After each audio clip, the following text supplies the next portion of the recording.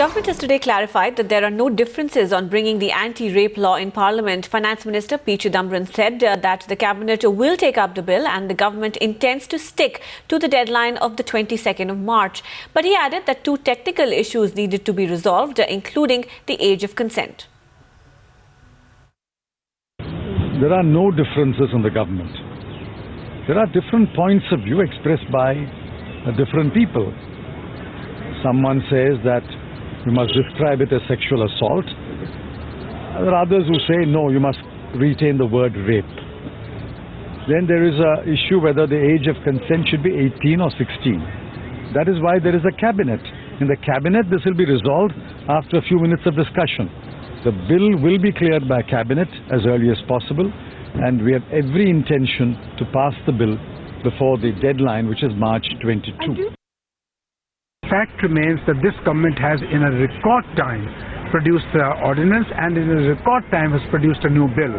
Please appreciate that we are making a new law to ensure the protection, dignity, security, safety of our women. It must receive the fullest and the most thoughtful consideration of everyone.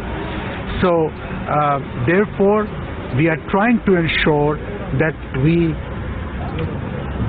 give to the people of India a law that will be credible, which will be purposive, which would be efficient and efficacious and will stand the scrutiny of courts and the test of time.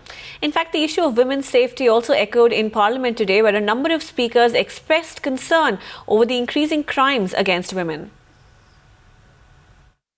Delhi के दो प्रमुख अखबार जो अंग्रेजी के हैं वो देखें तो एक की हेडलाइन है 96% women are unsafe in the capital. और ये मामला केवल दिल्ली तक सीमित नहीं है.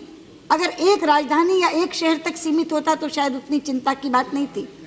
ये पूरे देश में व्याप्त है. आज दिक्कत ये है कि व्यवस्था का कोई खौफ नहीं बचा कहीं.